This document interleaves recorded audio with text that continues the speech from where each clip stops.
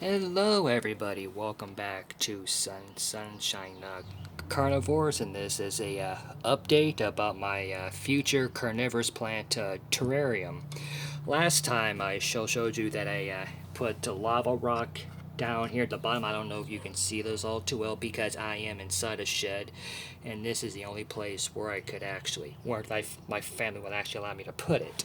And on top of the lava rocks, I bought some window screen, and I couldn't find a roll any smaller, so I had to buy a small hole roll.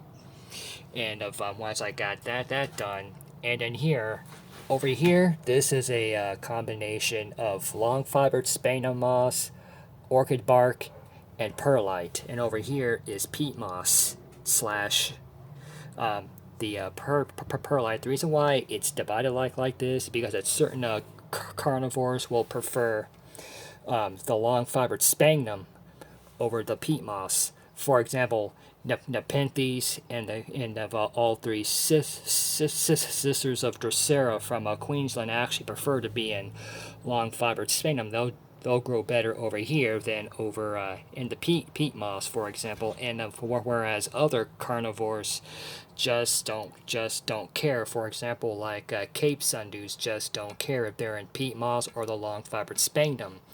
And if anyone wants to recreate this themselves or a facsimile, yes, like when I made the bog garden, you have to be very specific about which plants you would put in a terrarium like this, because at any of the North American plants, the carnivores, they will not do well in a setup like this because of all of them, for several reasons. One of them is that they all have a winter dormancy, and some of them get too big. For example, the fly traps will fit in here just fine on either side, but they also have a winter dormancy that you have to respect.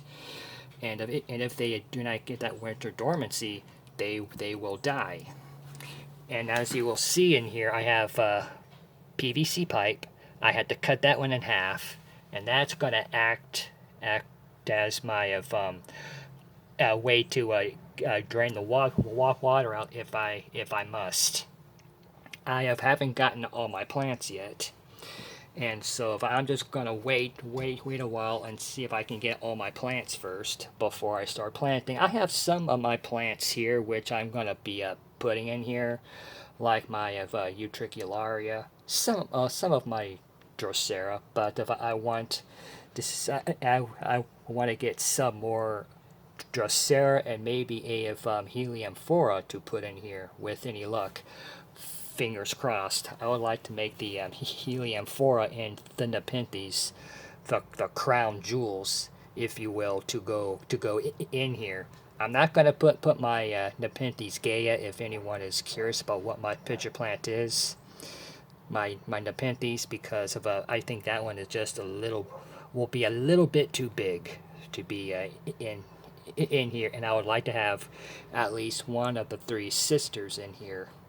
Maybe probably Drosera Adelaide if I can get one, because they are amongst the easiest, and Shazandra being the most difficult, and Prolifia is kind of like the intermediary between easy and hard. So we shall see what happens. And I actually had this filmed, not this far, but with a screen on it.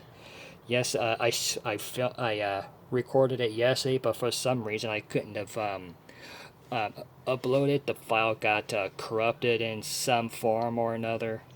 So I decided to have film it at this stage today. So I am done until I get my plants, and I'll show you when it's planted. Excuse me, I don't have any tripod or anything to put my phone on to show you me transplanting everything. So I'm gonna have to have my hands free. So if you find yourself liking this video, please give me a thumbs up and subscribe. And if you have any questions or comments or concerns, leave them in the comments below. Until next time.